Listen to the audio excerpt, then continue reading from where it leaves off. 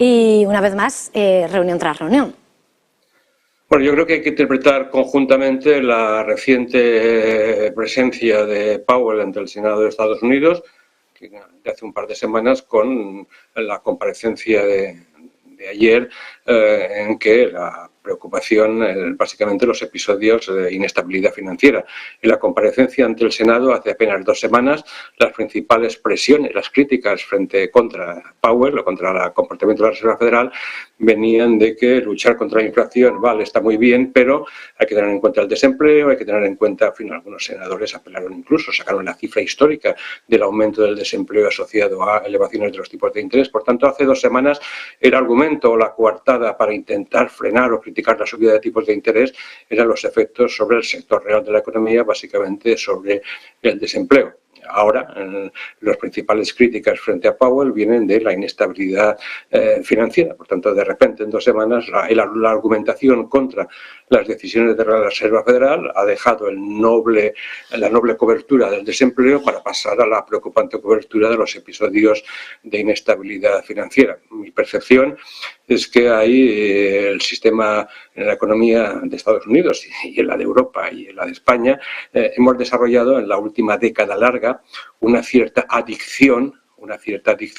a tipos de interés bajos. Hemos adoptado decisiones que solo se pueden justificar, de difícil justificación, pero que solo se pueden justificar si los tipos de interés son bajos, prácticamente cero, y si siempre van a ser así. Y cuando los tipos de interés han empezado a subir, las imprudencias de las instituciones financieras, la poca rentabilidad de algunos proyectos financiados a tipos de interés cero, se han quedado desnudas, han quedado de relieve, y este es el origen, a mi entender, de las críticas que se están haciendo tanto a la estrategia de la Reserva Federal como a la estrategia del Banco Central Europeo. Por tanto, en mi opinión, el malo de la película no son los bancos centrales, que hacen su trabajo, sino el malo de la película, si me permite la expresión, es los vicios que ha generado una década larga de tipos de interés prácticamente cero, llevando a un tipo de comportamientos que solo son sostenibles mientras se mantengan estos tipos de interés. Es cierto, se podrá decir, que las autoridades monetarias y financieras, incluida la Reserva Federal, tenían la obligación de vigilar la solvencia, la estabilidad de las condiciones financieras,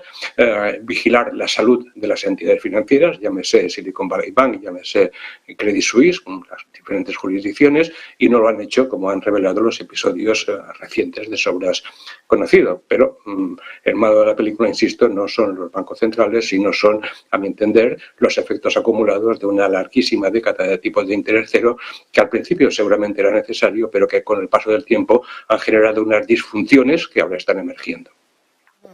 Estaba señalando ese malo de la película, esos tipos negativos adictivos, pero en la película de ayer, fotograma a fotograma, se colaba, estaba previsto Jerome Powell, y en una contraprogramación en el Senado escuchábamos a Janet Yellen, y eso sí que fue un verdadero choque, porque sí es cierto que coincidían en algunos de sus mensajes, en eso de que se va a hacer lo necesario para combatir la inflación, incluido aumentos de tipos, pero llegaba la diferencia porque mientras Powell trataba de refrendar todo ese apoyo al sector bancario y defender su solidez, ese mensaje que lanzaba Yellen sobre no se estaba estudiando ni se había planteado lo de extender la cobertura a esos depósitos, esos niveles, la posibilidad de extender el seguro sobre todos los depósitos del sistema, hacía que el mercado temblase en medio de ese choque de declaraciones, en medio de ese análisis de la cobertura o no de los depósitos después de los efectos de también lo que ha pasado aquí en Europa. ¿Cuál es el escenario que está viendo? ¿Hasta qué punto está superada esa crisis financiera? ¿O cuál es la conclusión de esos dos discursos cruzados? Bueno, es difícil extraer una conclusión. El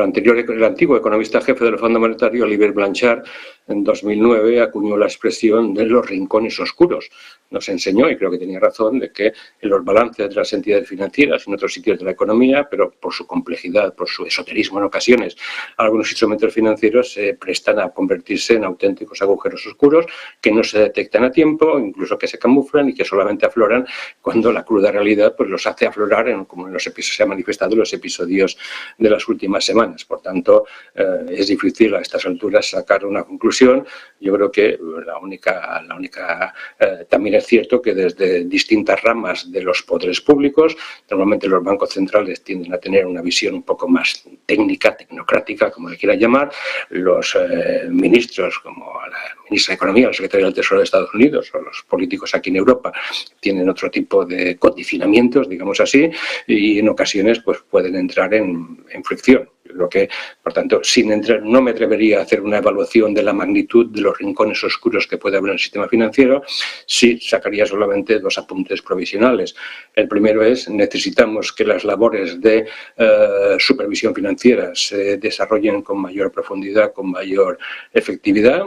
que las buenas palabras con que nos dicen, tanto a un lado como al otro del Atlántico, que los sistemas financieros, las entidades financieras son sólidos, que han sido episodios aislados, no suena muy creíble. No parece que las actividades de supervisión hayan sido lo completas que sería de desear. Por tanto, esta es una primera moraleja, más que una conclusión. Y la segunda también es obvia. Necesitamos una mayor coordinación entre políticas monetarias y fiscales, entre responsables de la hacienda pública, responsables de los ministerios de Economía y responsables de los bancos centrales. Esto se repite desde hace tiempo, pero en situaciones de especial sensibilidad, en que los mercados están nerviosos, la necesidad de esta coordinación es especialmente acuciante. Y después de la Reserva Federal, después de Jerome Powell, muy pendientes de esos rincones oscuros, esas conclusiones que apuntaba sobre el sector bancario, sobre la política monetaria, la fiscal, esa necesidad de confluencia. Hoy tenemos cita de nuevo con el Banco de Inglaterra en un momento en el que es verdad que a un lado y a otro del charco se está repitiendo y volviendo a poner, ¿no?, el peso que está teniendo la inflación. Ayer veíamos ese jarro de agua fría de cómo la inflación, los precios en el Reino Unido subían en la general, subían en la subyacente, y esa presión, sin lugar a dudas, va a marcar la reunión de este jueves también, en medio de la crisis financiera. ¿Qué espera, Juan, de esta cita con Andrew Bailey? Bueno, la situación del Reino Unido es incluso un poquito más delicada que la zona euro o Estados Unidos. Primero, por lo que usted acaba de mencionar, los últimos datos de inflación son incluso algo más preocupantes en el Reino Unido que en la zona euro o que en Estados Unidos. Y además, tanto el nivel de actividad económica como las previsiones de actividad económica, por ejemplo, las presentadas hace pocos días por la OCDE, también dejan al Reino Unido en una posición más delicada que las grandes regiones económicas, la zona euro y Estados Unidos. Por tanto, si a algún país del mundo se le puede aplicar el concepto de estanflación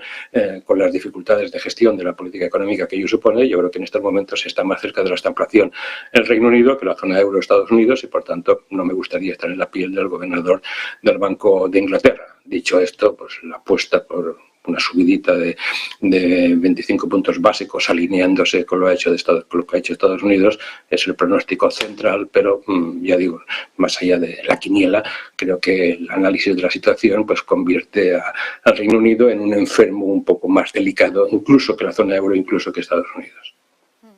En ese contexto estamos viendo de alguna manera, en ese campo de juego de la política monetaria, cómo en las últimas horas el euro se ha fortalecido, evidentemente porque el dólar, en medio de esas tensiones, también esos mensajes lanzados, ha rebajado su posición frente a muchos de sus pares. De hecho, lo hemos visto retroceder esta mañana frente al dólar, y el euro lo tenemos hasta ahora en 1,0901 unidades, está subiendo más de un 2%. De alguna manera, estas políticas, estas decisiones y estos mensajes que están lanzando, como esa cruzada que en las últimas horas desde el Banco Central Europeo, y esta misma mañana hemos escuchado las declaraciones de Müller del Banco Central Europeo señalando que la lucha contra la inflación va a continuar, que ese objetivo del 2% es claro, y señalando de alguna manera como no hay ningún compromiso de subidas, pero que las subidas de tipos, pese a todo, van a ser ese gran arma también. ¿Cómo hay que mirar, por tanto, mirando lo que son los movimientos, también esas voces que llegan del Banco Central Europeo una semana después de esa subida de 50 puntos básicos, a lo que va a ser su traslación a la política monetaria y a nuestro euro, que está viéndose ahí también en esa batalla? Bueno, la evolución de los tipos de cambio es el gran misterio de las economías desde hace varias décadas. Yo me atrevería solamente a decir dos cosas. La primera, así como al principio, justo después de la invasión de Ucrania, el dólar se reforzó, quizás de forma excesiva, pues ahora el dólar está cayendo, pues quizás de una forma también excesiva. Es decir, y esto se debe básicamente, aparte de consideraciones de susceptibilidad ante informaciones, rumores, temores, recelos, que son factores obviamente muy importantes en el corto plazo. Yo creo que hay un factor de fondo que no debemos olvidar, y es que si el dólar subió justo después, los meses siguientes a la invasión de Ucrania, fue porque el mercado tenía muy claro que el principal problema asociado era el tema energético. Estados Unidos es desde hace tiempo autosuficiente en términos energéticos, tanto en petróleo, incluso es exportador notable de gas licuado, y cuando se encarecieron los precios de los suministros energéticos, esto favoreció a Estados Unidos, esto favoreció al dólar. En los últimos meses, en las últimas semanas incluso, las cosas están yendo justo en el sentido contrario. Los precios de las commodities energéticas van más bien a la baja, y esto relaja la presión sobre Europa, y de hecho pues hace que quizás algunos temores que habían depreciado el euro pues se vayan revisando, con lo cual pues más allá de los temas de incertidumbres, temores, recelos, miedos a corto plazo de los operadores, yo creo que este factor de la relación de intercambio en temas energéticos es un factor que no debemos perder de vista para interpretar lo que ha pasado en el último año y lo que puede pasar en los próximos meses. Pues muchísimas gracias, como siempre, por acompañarnos en este tiempo de análisis. Juan Tugores, ha sido un placer una vez más por acompañarnos esta mañana. Juan Tugores, catedrático de Economía en la Universidad de Barcelona. Un placer, feliz jornada, felices clases. Igualmente, muchas gracias.